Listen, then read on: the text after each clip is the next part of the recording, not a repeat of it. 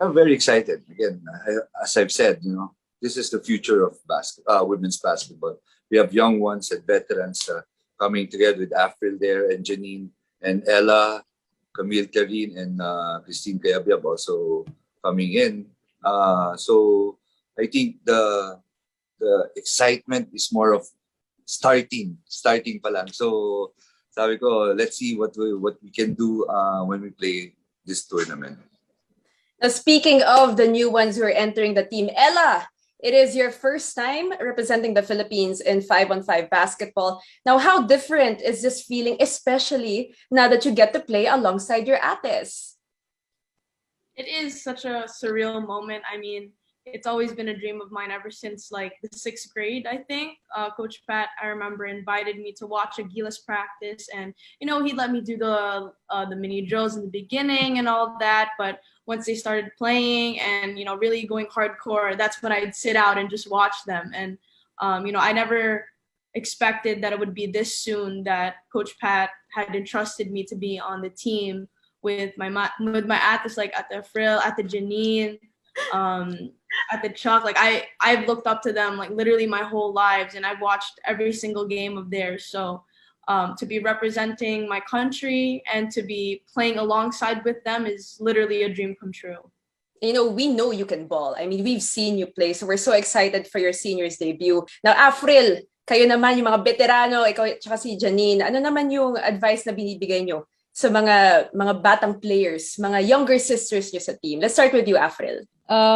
First of all, good evening po. And ayun, siguro yung sinasabi lang namin sa kanila is matuto lang sila everyday, gawin lang nila yung gusto nilang gawin. And then, yung advice ni Coach Pat sa mga plays, sa mga options na pwedeng gawin, kumbaga additional lang yan. And the first point naman, kami naman, or sila naman yung maglalaro, or kami naman maglalaro.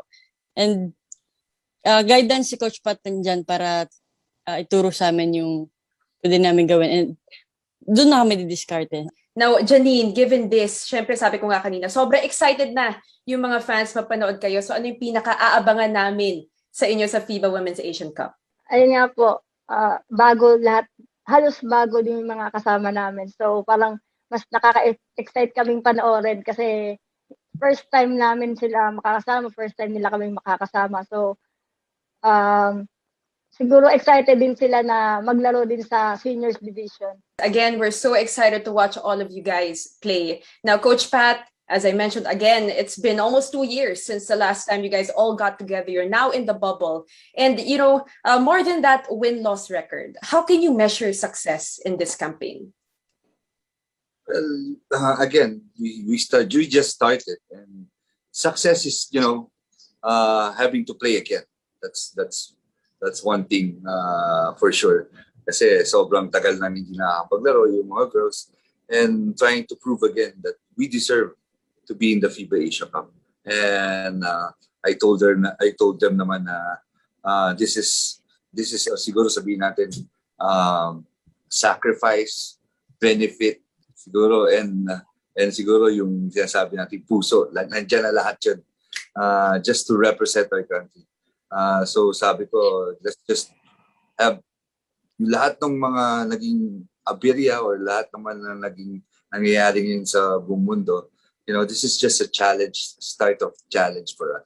So sabi ko nga, last time, nandito kami, bumagyo pa. So butik pa kami hindi makauwi.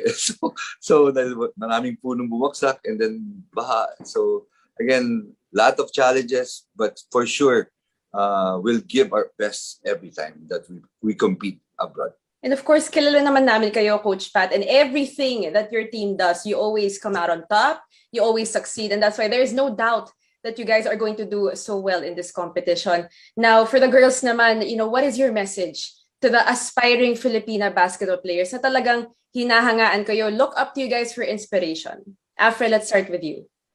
Siguro advice ko is patuloy nyo lang abutin yung mga pangarap nyo, and kung may gusto kayong gawin nyo lang habang bata pa kayo, improve yung sarili nyo, and especially huwag kakalimutan si God and family nyo, gawin yung motivations.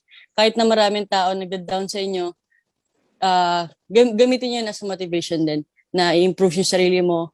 Hindi mo kailangan patunayan yung sarili mo sa ibang tao. Just prove yourself.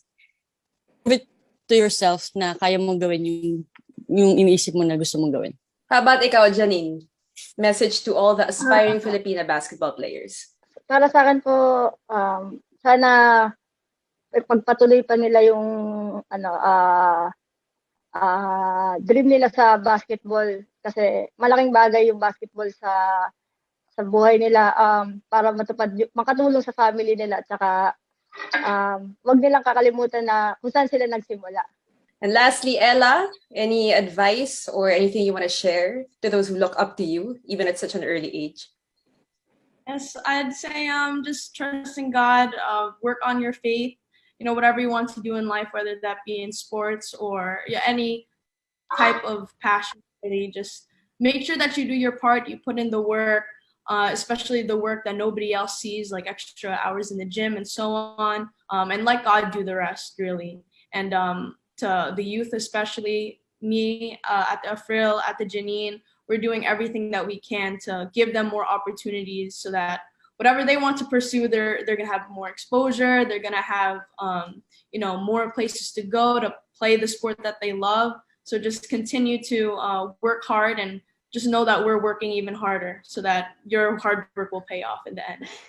Very well said. Ella, you guys are paving the way for future athletes to dream big and do amazing things in the future. Now, Coach Pat, syempre, I will not let this moment pass without asking you kung ano yung masasabi nyo about the recent success of Jack having signed with a Serbian team, and how proud are you of her? I know that, she treats you like a father and like a mentor talaga. So what can you say about that?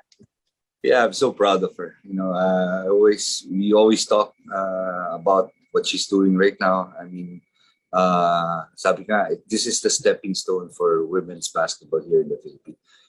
She's the spark plug, sabi natin, the starter for everything, and hopefully, she becomes successful in everything that she do. Sabi ko, try to compete every day.